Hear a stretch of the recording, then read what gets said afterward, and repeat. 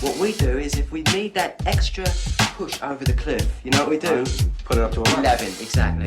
One louder. Why don't you just make 10 louder and make 10 be the top number and make that a little louder? These go to 11.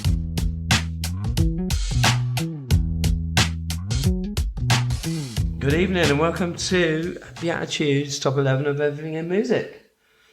I'm Clive Morgan. I'm Robert Roberts. And this week we're going to be covering top 11 albums that changed your life. So, not a biggie really.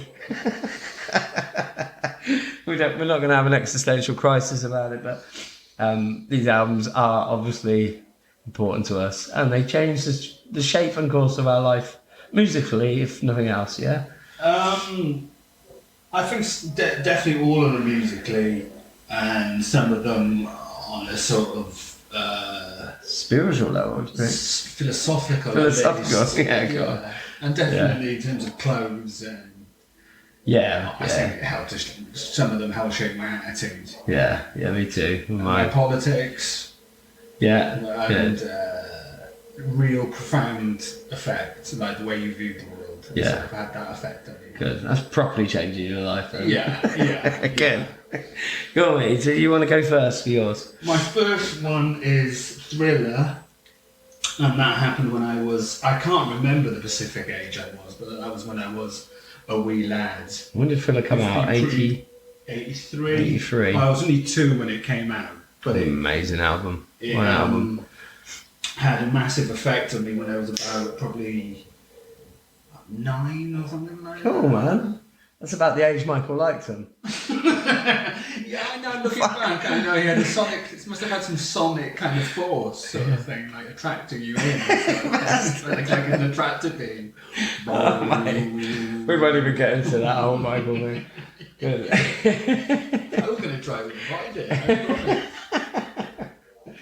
But it is a great album, isn't it? I think this and Off the Wall, it's just great soul pop albums, really, soul pop. Yeah, definitely. And I think like people like contemporary artists like Kanye and things like that will definitely. Yeah. So what did this kind of like? So yeah, from this album then, just music. You learned to moonwalk. Obviously. I did. Yeah, I did with this album. I think the whole fucking world did. Yeah. It's Billie Jean, isn't it? It's Billie Jean. I learned to moonwalk. I used to do it on stages everywhere. Can you still do it? No, look at that. But he had the world at this point as well. You must say that, didn't he? Literally, everyone had this album. Just like the great songs that are on it. Great songs all over. Yeah, even the Paul McCartney duets. As a kid, at the time, But I still. I went through a stage, because I loved this album when I was young. I went through a stage of getting into the more, what you think is the more credible, punkier stuff. And then I dismissed this album for a few years. And then I've gone back to loving it again. Me too. I dismissed it. When the funniest thing is it had the impact to get me into music. But when I thought as a teenager, as you said, credible. Yeah, it was too cool for Michael. Which was heavy metal in my case. A bit of schizophrenia by Sepultura. It wasn't all that, but it was very much impacted by grunge and Nirvana and the Chili Peppers and Rage Against the Machine and things like that. And so we all probably had covers of this album anyway. Yeah, probably did. Because a lot of those people are quite broad-minded and broad in their tastes. So, like someone like Tom Morello is. Yeah, definitely. And that's all I could sort of say is that it's the thing that kicked it all off, really, in terms of pop music, really, and in terms of popular culture as a child, really. And I have really fond memories about it. Me too. It's got that.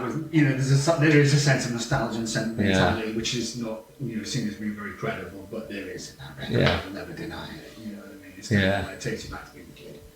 And I think you've got to remember, when we haven't talked about him, Quincy Jones who produced it. Exactly. Yeah. It was the legend that was Quincy Jones that produced it. And the production on it is amazing, isn't it? Yeah, and Quincy Jones said that they both together set out to change pop music sort of thing. I remember watching when it came out, because it came out in the cinemas as well. It was when the 15-minute video they made for Thriller, which was made by the director of one of my favourite horror films, American Werewolf in London. And John Landis. Yeah. Yeah. And the special effects were used as special effects artists from that as well. So, and I remember watching that. How old was I then when that came out? I was 10. Terrified. No, we didn't go to the cinema because obviously we wouldn't have got in. I think we got it on like a pirate video or something. Yeah. You know, along with a copy of The Evil Dead or something, whatever we were watching at that time. All the other.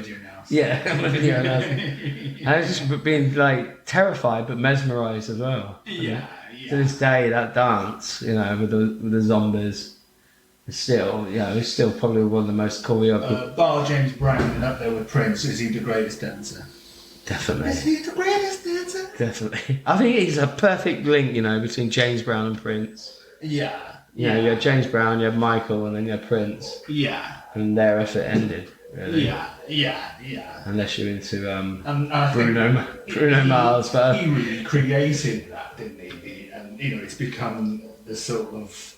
the real pop icon. Yeah, the de rigueur of the pop video, of the boy band, of the manufactured pop star, hasn't it? Sort of the steps that Michael Jackson helped to invent, really. He kicked off probably a different era in pop music. Yeah, I think so.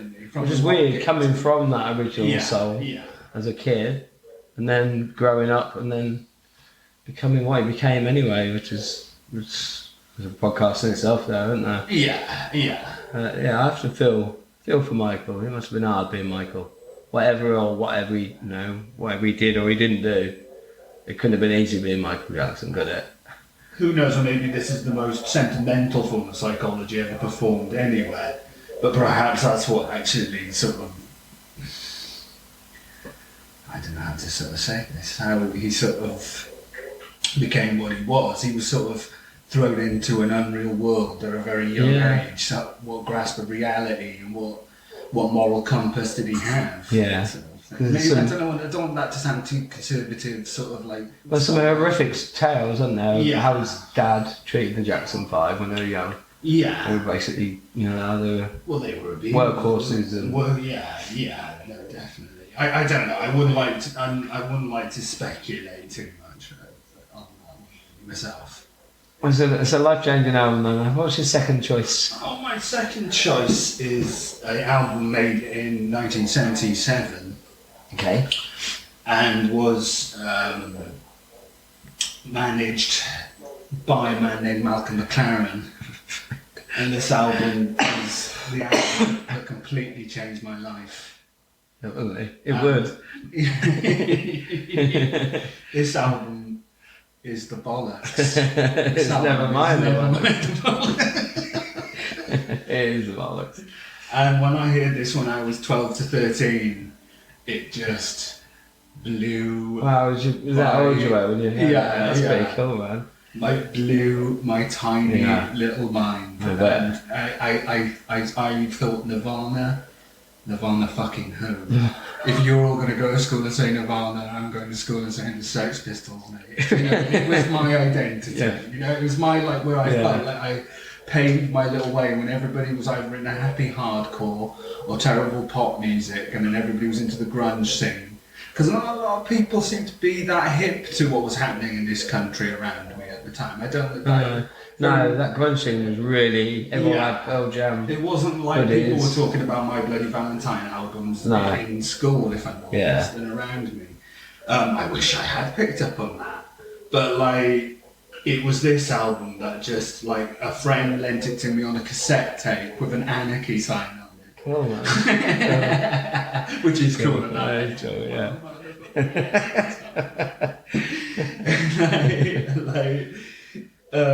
I think this is probably one of the albums that, if you did a broad poll of the musical population, it would probably be the album that would have changed most people's lives in some way. Do you not think? Quite possible. And made them form a band, they didn't think, fuck it, we can do that.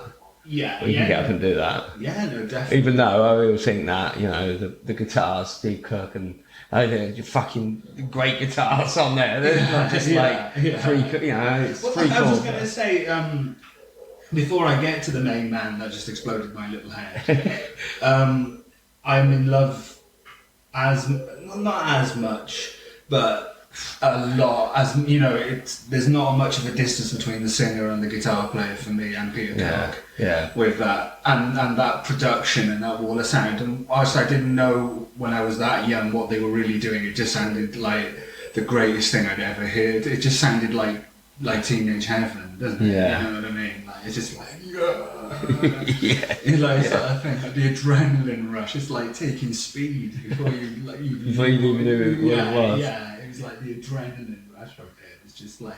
And even now, when you listen to it, it's still got that, hasn't it? I still love it today.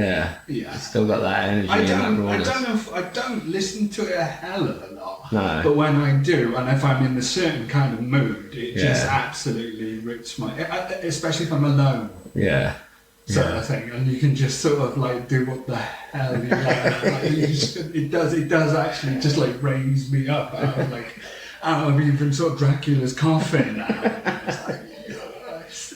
Oh, yes. The cover, just even the cover. And the cover, so it's got the word bollocks. Yeah. Isn't it? You know, it had an effect, anarchy. I didn't know what anarchy meant at that age. And you look it up and you sort of see like it's like a political idea.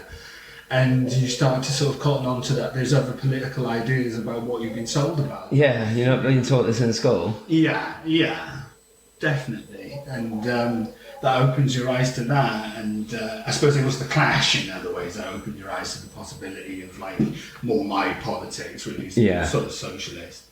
And but it definitely opened me up to the Clash. Yeah. Which opened me up to a lot of things, you know what I mean? It's kind of like I would have never listened to ska inadvertently if it wasn't for Nevermind the Bollocks. I agree, same. Yeah, which that's got a massive. Yeah. That's got a massive influence. You know? It's just everything I listen to this day, even if I've gone back to Michael Jackson, the reason I got there and how I got there is because of Nevermind the Bollocks. Yeah. It is year zero in my musical life. Yeah. You know what I mean?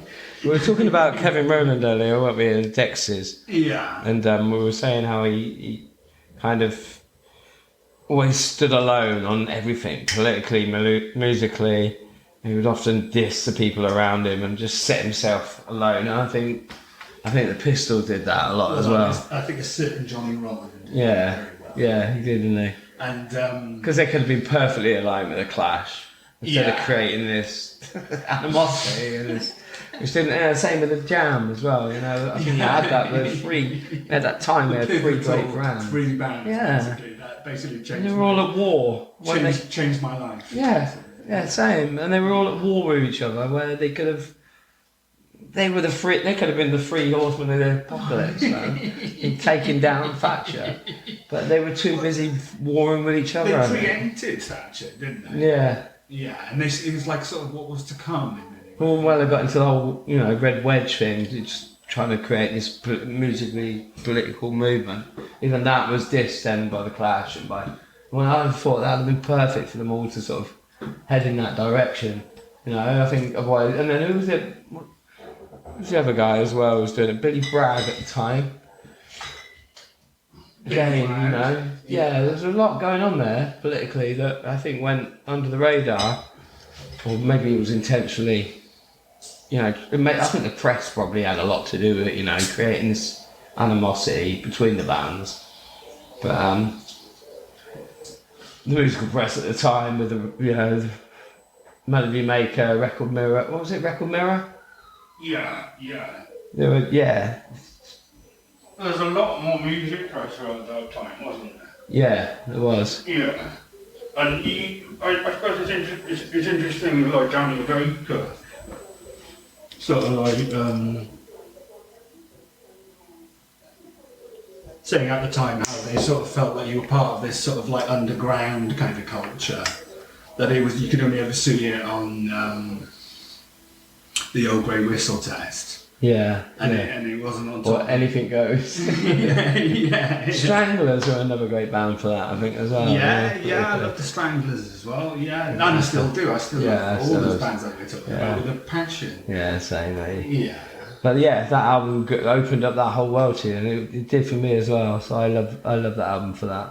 Yeah. What's your next choice, man? My next choice is equally probably as pivotal. I couldn't really pick one record by this band, but I just decided to go for one of the obvious ones, and maybe pound for pound, the one that is musically the tightest, and I've gone for Revolver. Yeah, I could have gone for any Beatles album. Yeah. Any Beatles, Yeah. you know. I know. How do you pick, man? How do you Yeah, pick? but I just went for a Revolver on this one, and this had a So what, was that the first one that you heard then? No. What was the first Beatles? album. Was it? Yeah. But so that led you to Revolver and going, wow, this is different, or did you feel like that on One the track album? in particular, Which one? Tomorrow Never Knows. Yeah. I listened to Tomorrow Never Knows, and it was like an Anarchy in the UK moment. It was like Yeah. that boom, wow. Yeah, it and is, the isn't ringo it? comes in with that beat. Yeah. I thought, this is like, I've never heard anything like this in my. No, even to this day, it's amazing, isn't it? Chemical Yeah. Brothers made a whole couple of albums out of that You can track. still put that on a rave and listen to Yeah, it. definitely. Boom, boom, boom, boom. Yeah. Boom, boom, boom, boom, boom. Like, it's That's awesome, absolutely like, it's like, I don't know.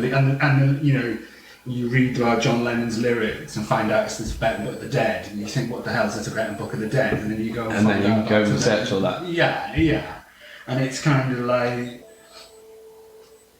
I said about the Pistols, how they'd opened you up to sort of political thinking. The Beatles opened you up to possibilities like of Eastern philosophy and things like that. Yeah, they did me too, man. Yeah, and not just Eastern philosophy. I think the Beatles just opened me up to like everything. Yeah.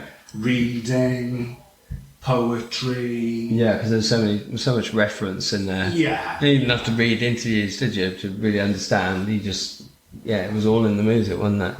Well, he even mentions Edgar Allan Poe, and you Yeah. go, who's Edgar Allan Poe? Yeah.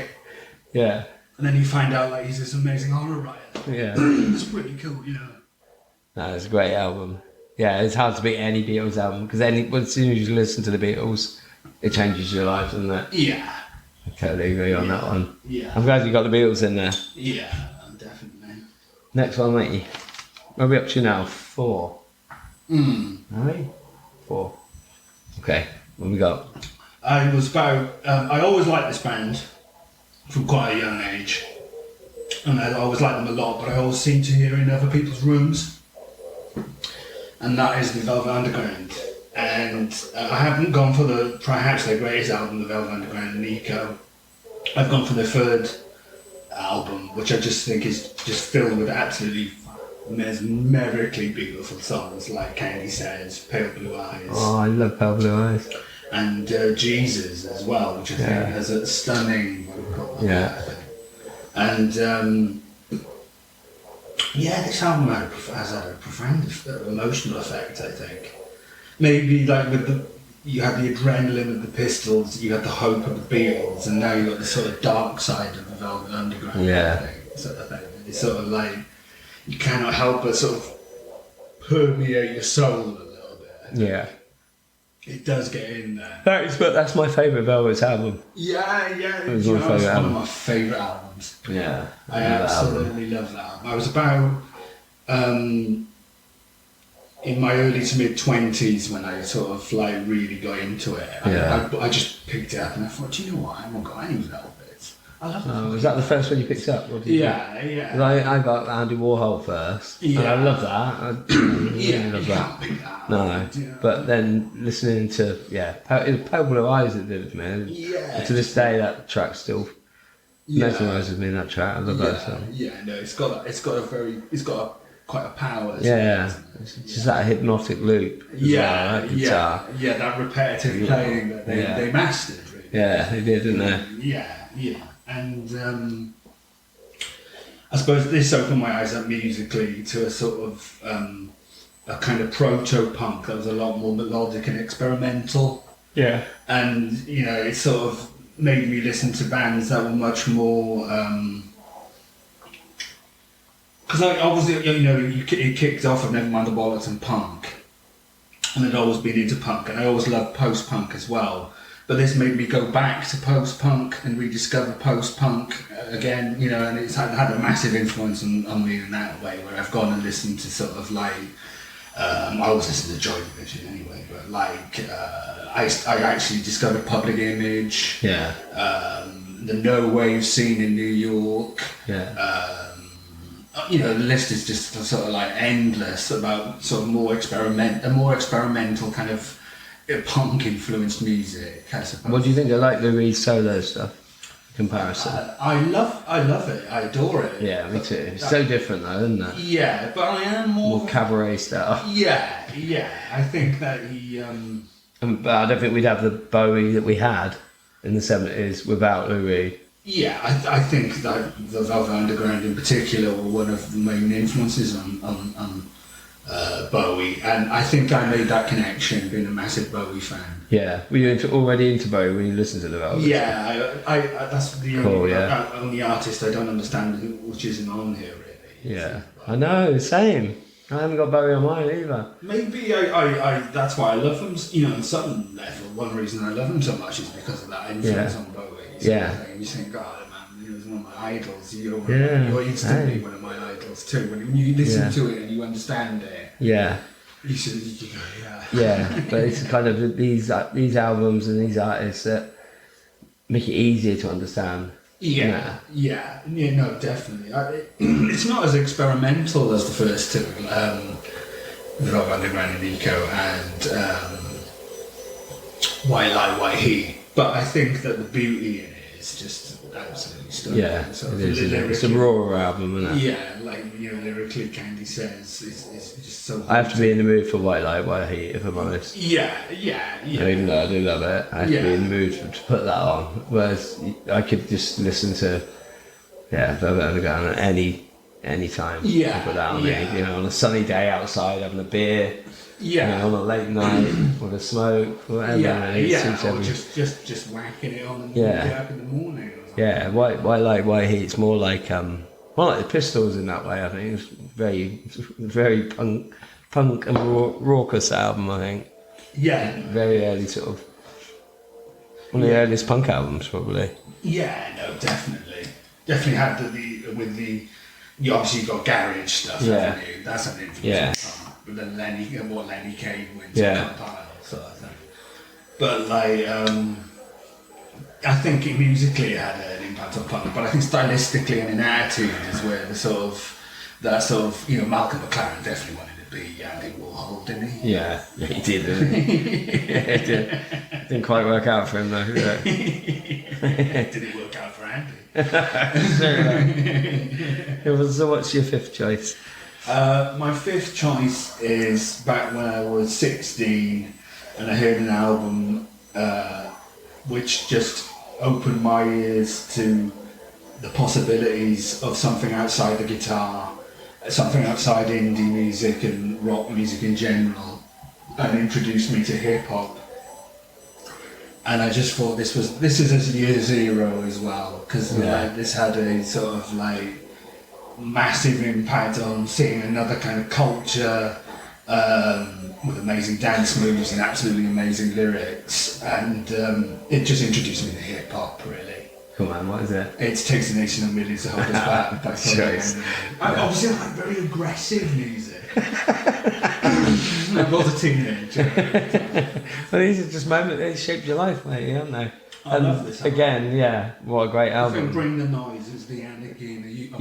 It is. It's very much, isn't it? And I think it is, and that's what I love about it. It's just like, this is just. And Chuck D would openly admit that. It offended everybody. Yeah. It was militant. It introduced me to the whole idea of sort of like black politics, really, as well. I think Chuck D would openly say that that you know, Never Mind the Bollocks was a massive influence on this album. It was the black and Never Mind the Bollocks, wasn't it? And it still has that same power today when you put it on. Oh, yeah. I don't think it's a lot of an idea of the world. And you know, even though a lot of it's quite primitive, as far would as I have gone to read the Malcolm X, you know, autobiography if I hadn't listened to this album? Like, you know what I mean? So like, it does have a major sort of impact in that way. And then I always loved soul and funk music from quite an early age, but I wouldn't say I was that well versed. But this album took me back to that. Yeah. And the basics elements of that amazing production, which had white noise and rock, but the foundation is so. I remember the Manic Street Preachers cited this album, you know, when they first came out, cited that as a major influence. This album. I think it was a major. I remember when it came out, and NWA were out at the same time, weren't they? So it was like, you know, pretty much had those two, and they were breaking into sort of mainstream top 20, top 30 in this country, alongside like The Farm and stuff like that. We had the end out at the time, and EMF and stuff like that. So it was a weird time. We had the rave scene going on and lots of ecstasy, but then we also had this militant shit coming from America that was like, what the fuck is this? I remember hearing that. You know, NWA as well. It blew my mind at the time. I think I said bring the noise, didn't I? I thought, you know, there's 19 tracks on the album, isn't there? So where do you want to begin, really? Don't Believe the Hype is quite an obvious one, but an absolutely sensational track. The challenge to the media that they seem to just sort of throw down. I think they balanced it so well, because you had like this militant Chuck D, like literally looked like he was a general in the army, and then you had Flavor Flav with his clock, and he's, you know what I mean? Almost a comical character. It was almost like a cartoon character, wasn't he, in the background? But they just could this look they had as well. It was amazing. It was amazing. I think that's what they had over NWA. You know, NWA would probably go on to do. No, NWA were a great group as well, but I don't know, it wasn't. And the films that were coming out at the time. I got into NWA because of Public Enemy. Did you? Yeah. Yeah, so I found them both at the same time, so it was kind of different. But then there was a lot of films were coming out at that time as well. Do you remember? A lot of Spike Lee stuff was coming out. I remember watching quite a lot. I don't Do the remember Right at Thing. the time. I was a bit too young, but like, they all came out at the same time, so it was all like, what the fuck is going on? We discovered Spike Lee through Public Enemy as well. Yeah. You know. I mean, it was a great time then. You know, there was so much unrest anyway in America at the time, wasn't there? There was a lot of, that's still going on to this day, isn't it? The police brutality and that. But it was the first time they almost had a voice to fight back, and they had vehicles to do it through movies, through music. I've been to Black Lives Matter sort of meetings, and you know what I mean. I wonder sometimes would I have taken the knee if I'd ever listened to this album? Yeah. How much of an impact. Same, I agree. Yeah. I agree with you totally. I've changed my life, that album like that. Yeah. Okay, so what's your bonus choice? My bonus choice is There's a Riot Going On by Slander Family. Oh, this is going to be tough again to pick up. I love this album, and you know I love this album. I love this album. It was their 5th studio album. Yeah, it was. But it was a masterpiece, I think. Yeah, I think it was their masterpiece, man. It's got that sort of really... It's like a... The production on it, to this day, I've never heard anything like it. I've still never heard a track like Family Affair. Man, I totally agree. It isn't, is it? There's nothing like it. Even now, when you listen to Family Affair, it's played... It's like, it's recorded, I can't, it's like a vortex. But how so they got that sound? Yeah. They're so funky, and the rhythms are so sort of like fucking sophisticated with amazing bass lines underneath it. And it's got everything, isn't it? It's not, you wouldn't say it was even like it's just a black soul record. It's mixtures of everything in there. There's folk, I think it's got jazz. If dare I say it, this is controversial, some of the blackest groups, man. Yeah. I think. Yeah. Do you know what I mean? But but it's so multicultural. Yeah, it is, isn't it? As well. Like, it's like his pop nous was I'm gonna say this, and you might disagree with this. It's as good as anybody's. Yeah, definitely, totally. Yeah. And then he could even, and then he'd throw in. So he'd have that sort of pop nous, and then he'd throw in a track like "Don't Call Me Nigga Way," or you know, just mate, love and hate and stuff like that. Oh, just, a poet. Yeah. You just think, how's he doing that? And that's got you caught me smiling. Yeah, great. Asphalt Jungle. Yeah. Africa is talking to you. It's amazing album. Yeah, I love that record, man. That introduced me to the funk.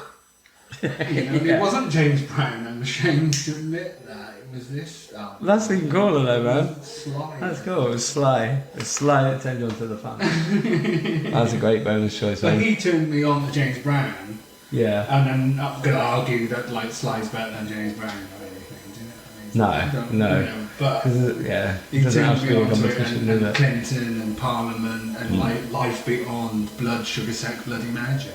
Yeah, because that was almost P-Funk. yeah. Chili Peppers fucking love Sly, didn't they?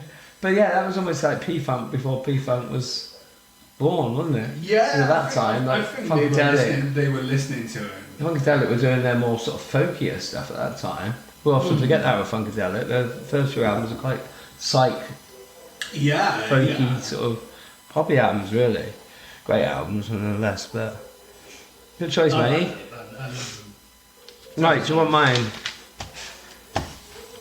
Right, it's slightly different, but coming from the same vein, I think. But my first one is literally just a choice because this was the first record I ever brought. I remember hearing the tunes from it, and then going into our price to pick it up on vinyl and being proud to actually own this record. And it was Seven and the Ragged Tiger by Duran Duran Cool. from 1983. Yeah. So I'd have been a little 10-year-old boy wandering into our price with his pennies in his pockets. I think that was when you could buy albums though for like $1.99.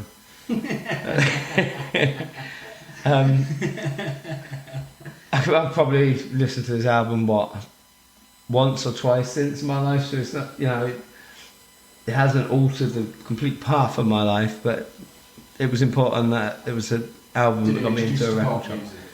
Yeah, I loved it. I loved their look, and I remember thinking, that's how you get girls.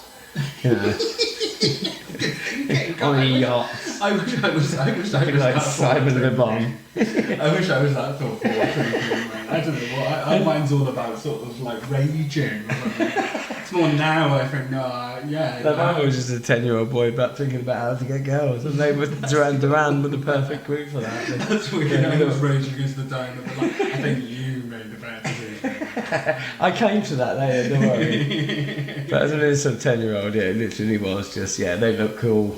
I want to be them. Yeah, that's cool. And, that's so it didn't influence me like politically or anything really. I still do that at the age of 40. But it kind of just set me on the road to actually going and buying the music that I liked, and that was a big thing as a kid. Instead of just listening to what was on the radio, you'd actually own something. You'd own a collection and it's defined who you were, wasn't it? Yeah. And that, even though I've barely listened to it since, it still sits there on the vinyl collection as that proud first record, Is it still the first one? Yeah. Oh, that's wicked. Yeah. It's not even their best album, I don't think, now, looking back. But it's still going, fair play to them. Oh, you can't knock the Ran, they were an awesome pop band. Yeah, they were, weren't they? Yeah. So my second choice really was, a bit older now. As you do, you go through all stuff that's popular, but you just know there's something else out there. And I think I just started college, so that opened up a whole new world of people into different music. I remember I met this girl and she had this album, CD I think it was, and it was Bandwagon S by Teenage Fan Club. And I was like the cover. It's a connection. Can you? Girls, yeah. And the cover fascinated me because it was a bit like Never Mind the Bollocks anyway. Yeah. With day glow sort of fluorescent stuff. But it also looked like anyone could have knocked it up on a printer, just have it on the desktop sort of thing. And I can't remember listening to it with her. I think I actually then went and brought the album. I was fascinated. And it blew my mind. And I was listening to it again the other day and it still blows my mind. I think it's a great album. And that sort of introduced me to the whole indie scene then. The stuff that wasn't in the mainstream, wasn't in the charts. It introduced you to wasn't in the top 40. So there was a world outside of it. Counterculture. Yeah, definitely. Yeah. And even though you listen to it and it's nothing, it's nothing mind-blowing. There's a lot of, for me, it's like Beach Boys mixed with Ramones, with a bit of Birds, But there's nothing groundbreaking on it. But it's just it made me realise that there were great pop albums out there that weren't Good life. they're great band live. Yeah. But they're also great. I think the indie scene was always looked at as, well, they're not good songs. That's why they're not in the top 40. Yeah, Kurt Cobain liked them, man. They're alright, aren't they? Did he like them? Yeah. He liked the Fan Club. Yeah. Cool. And then, through this album, then it opened me up to everything that you didn't see in the top 40. Bands that just got me to the Smiths, Sonic Youth. Oh, fantastic. Stuff that you just wouldn't have normally come across, or people wouldn't, I think it was partly being at college as well, and other people's tastes, Yeah. Coming out of a small village, which is all everyone listens to the same sort of shit. And then going, actually, why are you listening to Level 42 when you could be fucking listening to Meat is Murder? I don't get it, and you want to then ram it back down their throats, and it was like... Did they introduce you with that much passion? yeah, did they? Yeah. No, that's what I would say to people. That's what I would say.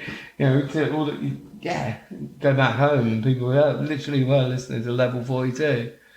And some of those prefab Sprout, that sort of shit that was around at that time. And you think, why wouldn't you listen to this? Yeah. Yeah. But I think I wouldn't have, if it wasn't for this album, I wouldn't have got into the whole indie scene and everything that I've discovered since through that. The alternative scene, really. It opened me up to go to festivals, gigs, and... I forgot festivals and gigs. Just that opened me up to that, as well. And all these type of bands, we're playing Glastonbury, we're all indie bands. You can Level 42 didn't play Glastonbury then. They probably would now. Yeah. They probably fucking headline now. Yeah. It's a nostalgic shit thing. But at the time, it was all, it was all The Cure and Sundays and just bands before they were massive, And do you think that's before people like Alan McGee sold things like Creation to Sony? Yeah, definitely. Because Oasis, people tend to forget, I think, backed by a lot of Sony money. Yeah. It's not truly independent in the sort of spirit of the sort of post-punk 80s. No, I don't think that lasted for long, really. Yeah. That is sort of independent. I think, Smiths had it totally with Rough Trade. Even though they became popular, became world famous, still people get that. They were on Rough Trade, man. It's a small label, isn't it? A small label, yeah. Really small label. And there were a lot of bands around at that time, and a lot of the like Sarah records and stuff like that, which was I remember. What's the Enemy compilation that was really big? The C60 one. Oh yeah. C60, C90 Go. Yeah. That's the one. And that was massive. Yeah, like bands like Wedding Present. And stuff like that, And I got into all that because of this album. So I love the Fan Club for that. Very influenced the Manics. What's that? That tape did. Yeah. Who else is on it? Bow Wow on there. Yeah. Go wow. Malcolm McLaren. Yeah. But I will forever love the Fan Club for opening up those doors to me, and it's still a great album now. I was listening to The Concept the other day, the first track on it. Oh my god, man, whack that on at some point this week. Yeah. Just listen to The Concept. So you cool. Just think, and then it's got this great ending. You just think, oh my god, that still sounds amazing today. Yeah. I love that tune. They were a great band, man. They were a great band, man. They were wicked. He's a fantastic songwriter. It was just one chant, wasn't it? Yeah. Yeah. Right, so my third choice is from 1971. So obviously I didn't discover this before I was born. I discovered it, I think when I was, how would I be? What about 19, 20? And this album opened me up to a whole new world of soul. I obviously knew all the Motown stuff. I heard that even as a kid. I loved all the Motown records. But when I heard What's Going On by Marvin Gaye, a Motown artist, released on Motown in 1971, it just showed a different direction soul could go. And it did massively, didn't it? It was a massive departure from Marvin, that album. Just went away from the I 3 can minute understand pop this song. record just doing that to you, actually. Just totally, just open. Wow, yeah. Just people. Even you think that now, The people. music on it is Yeah. one of my Marvin Gaye's. It was an environmental record. He was talking about what shit we're talking about now. Like, Yeah, no, definitely, and sort of poverty and inner city poverty, which is still going on. But set to just music that is still makes me shiver and quiver now. Mind blowing. Wow. Yeah. Just put that on, put that album on even now, and it does weird things to me. It chills me. It's like great. I'm gonna put this on, have a smoke, just relax. But then consciously, because of what it lyrically does to you, you're not satisfied then with that. You just think you want to change the world. Yeah, no, definitely. Why am I sitting here stone listening to this when I should be changing the world? Yeah, no, it definitely breaks your conscience, doesn't it? It does, doesn't it? Yeah. There's just so many great tracks on that album. The way it flows as well. I think it must have been an album that introduced a lot of people to sort of consciousness about ecology and things like that. And if it wasn't for this album, I wouldn't have discovered Curtis. It's Mayfield. So, and that I can't imagine a world without. Need you say more? No, I can't imagine a world without Curtis Mayfield in it and his albums, because they've changed my life massively. Yeah. Again, well, I think if Marvin had that influence and took you to Curtis, then I think So I was thinking, I was going to have a Curtis album. I was going to have Roots, but I heard this album first, and it was this album that made me explore and find Curtis and find Sly and find all those albums. Yeah, and dig deeper into sort of some of the funk. And discover all the, especially a lot of the funk stuff, like the meters, and then that takes you on another world, Yeah. All different to James Brown, I think, I think James Brown's just on a little avenue of his own anyway, isn't he? Yeah. I love that, especially the sort of southern sound, that southern American sound. Real New Orleans, dirty swamp. Yeah. And that sort of some great soul and funk tracks. That's just how it is. Yeah.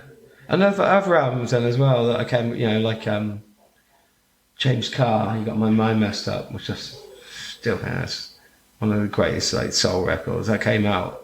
I haven't seen sort of time, but that sort of leans into sort of country. So that goes off from being the formulaic sort of. I think Stax were great for that as well. Oh, great musicians. Motown got to that point, I think, where they were knocking out. Some of the greatest band, one of the greatest in-house bands. Up there with any band anyway. Definitely, man. Yeah. God, yeah. Yeah, some great players on there. Steve Cropper and Donald Duck on the bass. Some great drumming. Great drummers. Great drummers. But I think Motown had gone. They've been that hit factory, haven't they? Knocking out the free. Some of it's still some of the greatest pop songs of all time. Something to do with them moving to LA, or Marvin wanted to move to LA. Yeah, Marvin wanted to change the sound. Then he was already growing disillusion with being the heartthrob in the suit, and at the time he was getting into boxing, and he grew his beard out, and wearing his beanie. He became quite sort of conscious of the sort of conflict in Vietnam. Because he went to Belgium, didn't he, for a while? He lived alone in Belgium for a while, I think, and that's where he was training as boxing. I think he just discovered himself, didn't he? And there is a great, it's a great. There's a great spiritual journey. Yeah, and it is a great anti-Vietnam album as well, isn't it? Yeah. I love that album. And to this day, it's still one of my favourite albums. Right, so my next choice, man, I know you'll probably think, why didn't I have this guy in mind as well? Just as I did with most of yours, and that's Neil Young. Yeah. I could have picked any album for this, really, but I've gone with, honestly, the first Neil Young album I heard. I might have picked Harvest, but I know I heard After the Gold Rush first. One of my favourite albums of all time. I know, same. But it's so hard to pick with Neil, isn't it? Do you know what? Actually, I could have easily picked that album myself. Yeah. It's so hard to pick though, isn't it? I could pick On the Beach, I could pick Tonight's the Night. You could pick it. Harvest. Any one of those Neil Young albums from about Everybody Knows This Is Not It. It's sort of Stars and Bars. Genius. Would you go that far? Yeah, I would go that far. Yeah, definitely.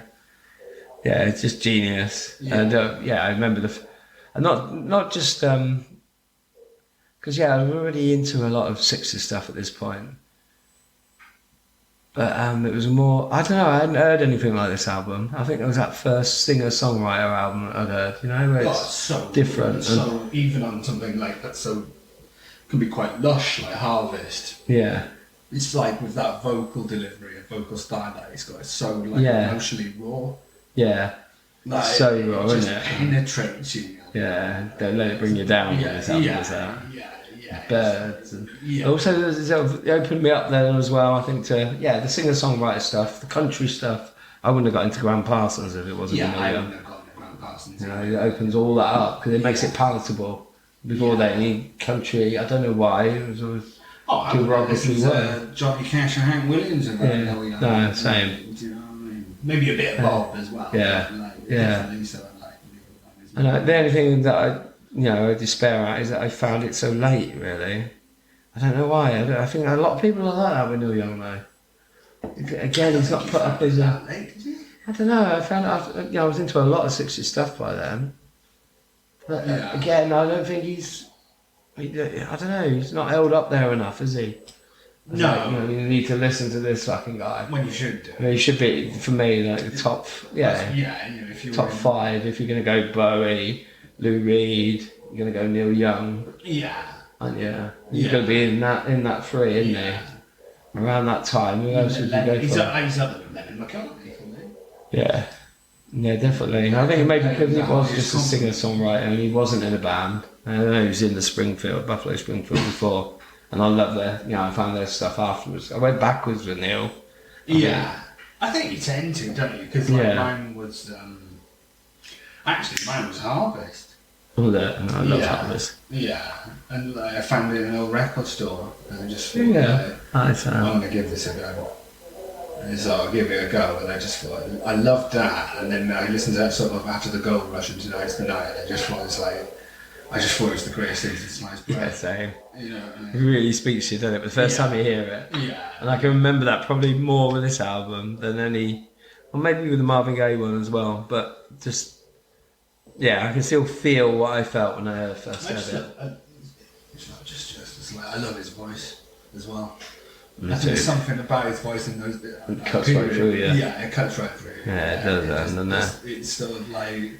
It's like your synopsis flipping sort of like snaps listening to that. Yeah. And it goes somewhere into your heart. Yeah. And it really... And I think because he's so like... We're talking about the Elbow Whistle Test earlier, when he does that great session on there, where he's so awkward on it, with his big boots, and he's like standing over his guitar, and he's trying to find his harmonica. That's what's so fucking real. I know, that's what I love about him. Again, punk band before fucking punk. Yeah, he was punk before punk. And fair play to him, he understood the changing of the tide with things like the Stooges and all the punk. He did, didn't he? I think he adapted that as well. Yeah, and he didn't all of a sudden start playing like 3 chords and dance drumming. No.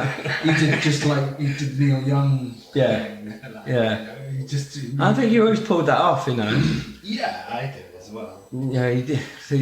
Maybe it stretched it a bit too far around the grunge scene. Yeah. Flannel. But then he was the godfather. But then he was, that's where they came from, wasn't it? So. Yeah. And what a lyricist. Yeah, amazing lyricist. I'm climbing this ladder, I hope that it matters.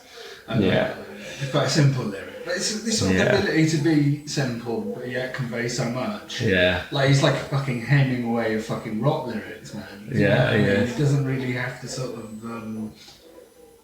There's quite laconicism, if that's the right word. Yeah, there's not a bad song on this album, is there? And I don't think there is for that period of albums anyway. 6 albums. Only Love Can Break Your Heart is just one of the...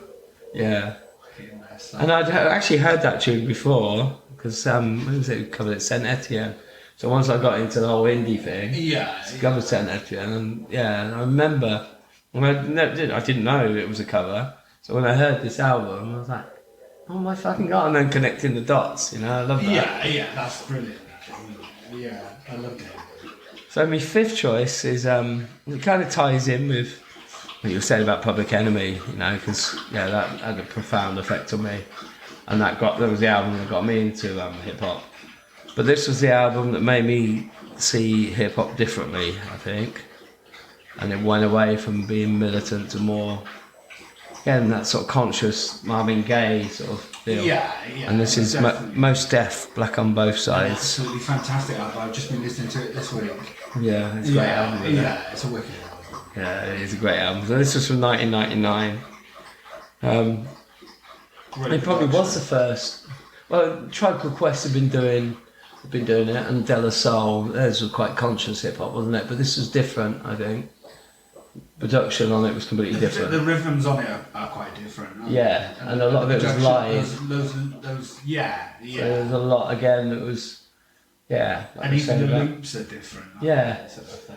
Yeah, and there was a lot. This album brought a lot of sort of the old school producers with new producers as well. So it was such a mixed sort of style of hip hop, wasn't it? I think it's got a lovely mix on it. It's got a fantastic flow to it. In Yeah. terms of the rapping as well. It's got a fantastic flow. And I hadn't heard a hip hop album like it before, and that, of course, it opened me up then to like everything on the Raucous label. I would explore then, like Talib Kweli, ELP, stuff like that, and then that opens you up to everything else. You know? Yeah. So it You opens realise up to there's a all big- these big different, part of it. yeah, again, more sort of alternative label hip hop stuff.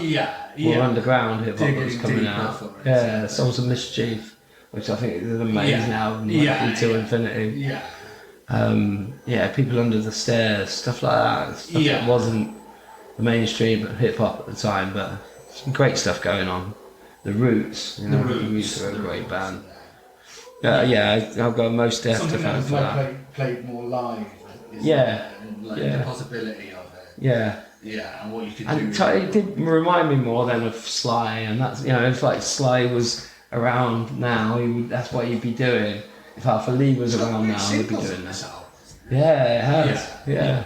Yeah. Not like I'm not a person that needs to have great singles on. No. an album, but Yeah, it did does well. have great- This album did do really well. Yeah, it was fantastic. Well, I think there was a review that came out at the time, and I had to jot this down because it sums it up perfectly for me. It says it merges old school bravado with new school poetics.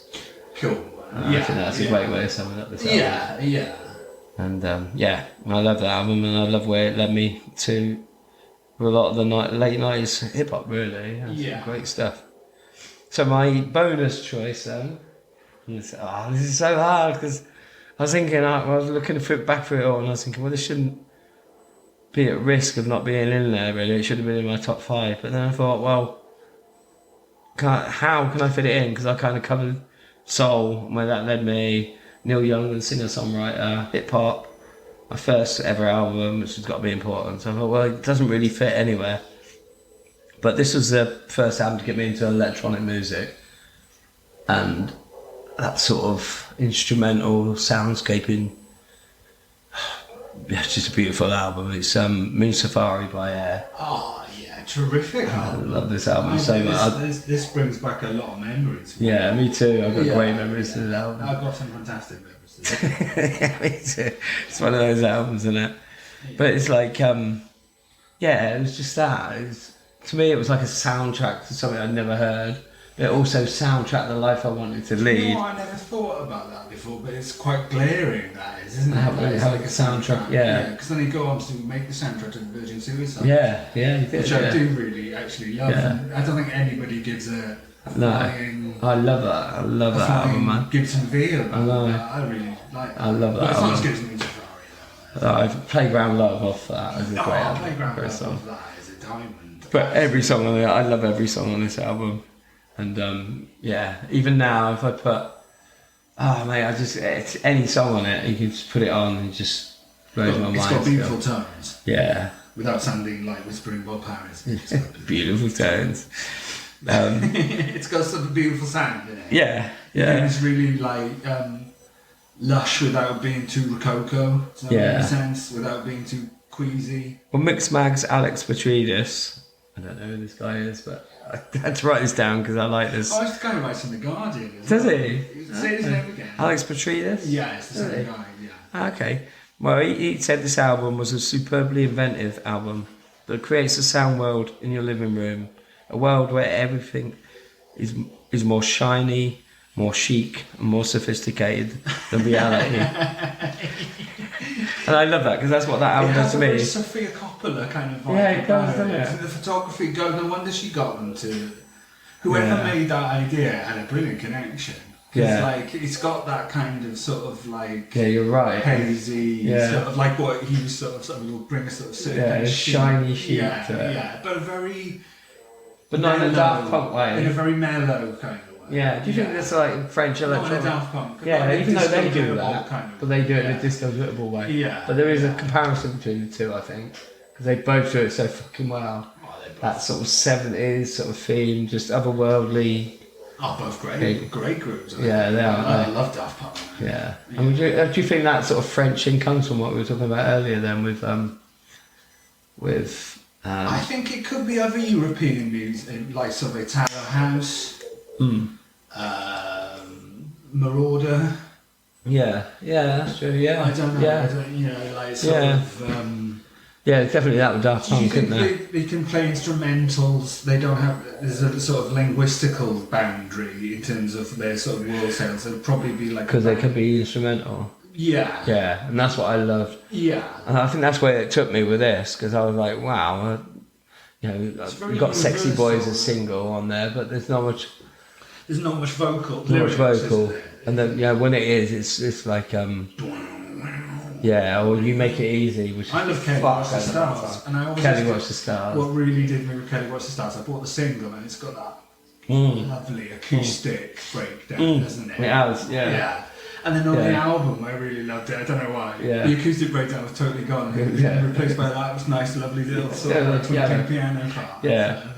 And they did that really well with a lot of tracks. Well, they reinvented them, didn't they? Yeah. Absolutely love that. And is there anything about it being live as well? Because I know it's mixed and it's looped and it uses decks, but a lot of the instrumentation was live. It was live, yeah.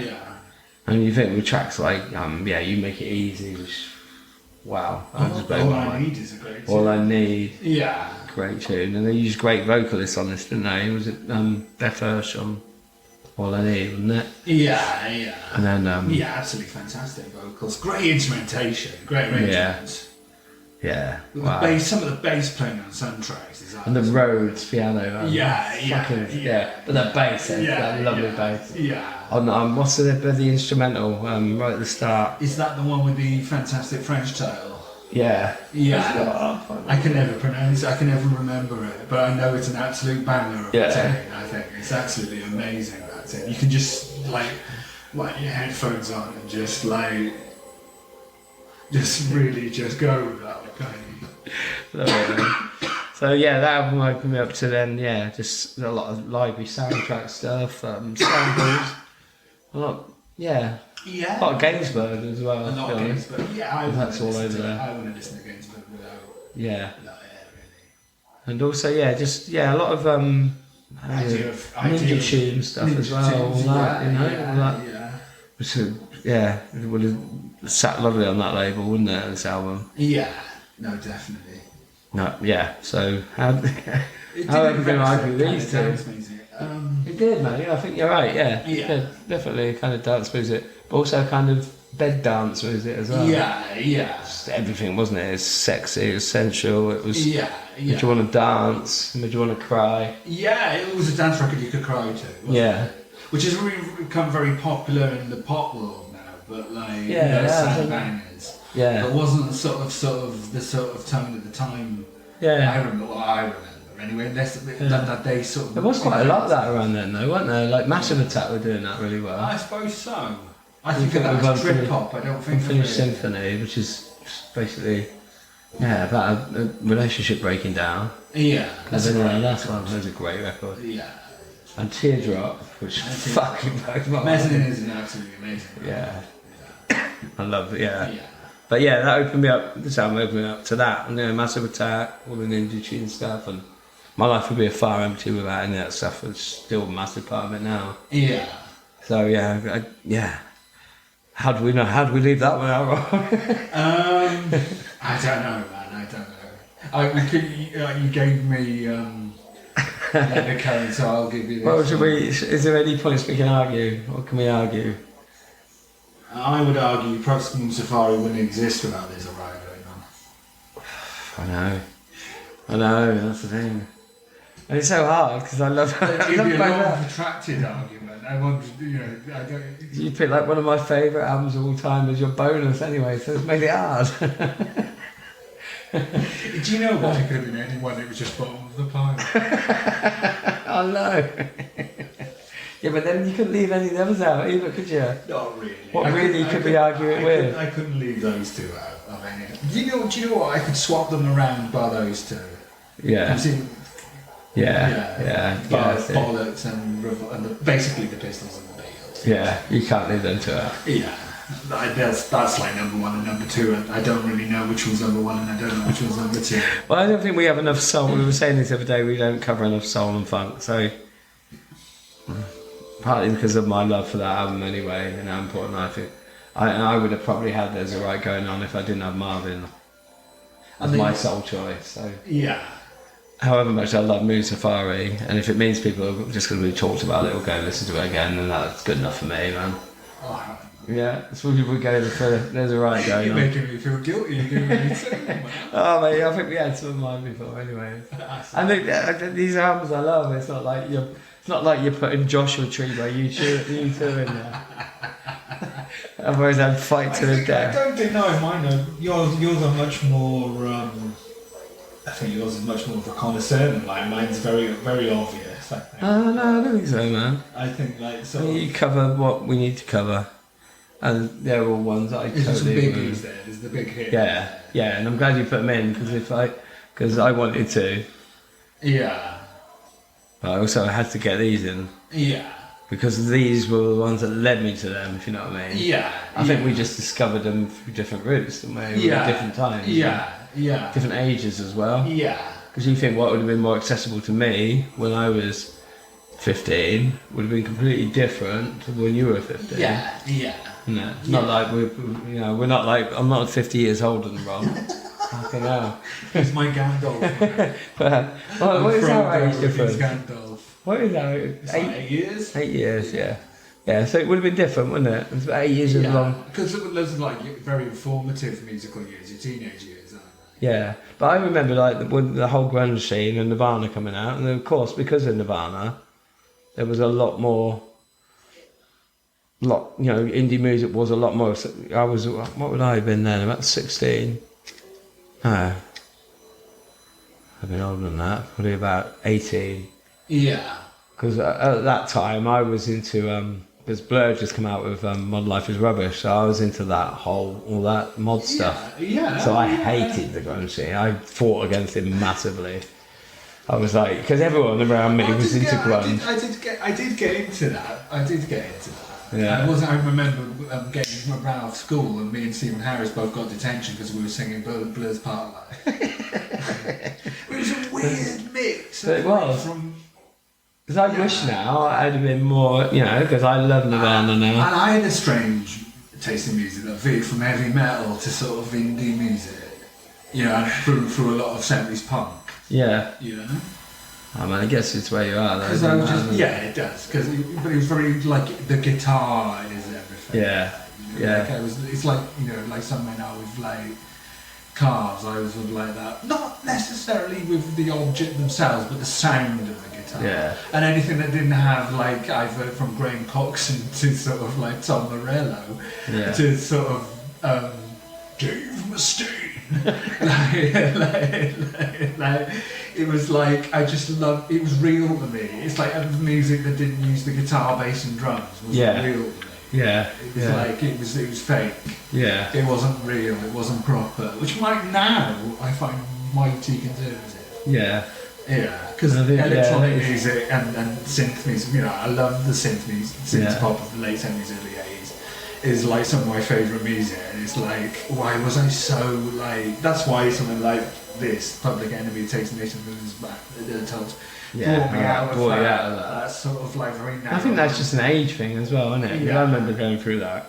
I think sometimes it's fashion led, sometimes it's the music press, but I think often I never wanted to be like everyone else. So if everyone else was wearing like Nirvana t-shirts and shit, I wanted to be, the mod about Yeah, see, I thought that was the I thought Nirvana was the rebellion against. Yeah, and maybe it was. Maybe I don't. No, I think. Maybe I was kicking against a prick. I think you were kicking against a lot of pricks, man. A lot of American influence models. I sort of agree with you to a point. But I love that shit now, and I wish I hadn't have hated it at the time. See, I sort of hate a lot of the stuff I like. Though. Yeah. It's only Nirvana that sort of stuff. Yeah, but I love like Rage Against the Machine now. I hated it at the time. Yeah. It was just more like, fuck you, I won't do my homework. That. It's just funny, like the kids stamping his feet. I see it more with age. But I love it now. It's funny because I see that more with age now. I still love it. Yeah. But sometimes I have to chuckle to myself, sort of thing, like God, I must have been a teenager listening to this. So. I think I was more cynical when I was younger than I am now. Whereas now I listen to it and think, fuck, why don't people take that more seriously? I can listen to it, well, maybe not now, but I like a bit of Rage now. Yeah. So that completes our top 11 then, mate. Yeah, nice one. We'll put all the albums up on the YouTube page. Yeah, and, definitely. Yeah, people can listen to it. There's some good choices there, man. Oh, you had some fantastic choices, mate. Absolutely. They got us to where we are now, though, didn't they? Yeah. And we wouldn't be doing a podcast today if it weren't for these albums. Yeah, no, definitely. I totally agree with that. And I think, we wouldn't be standing here, wouldn't be sitting here if it wasn't for those records, I think, in a lot of ways. Definitely. So thanks for listening. Yeah, thank you for listening. Take it easy, people. Bye.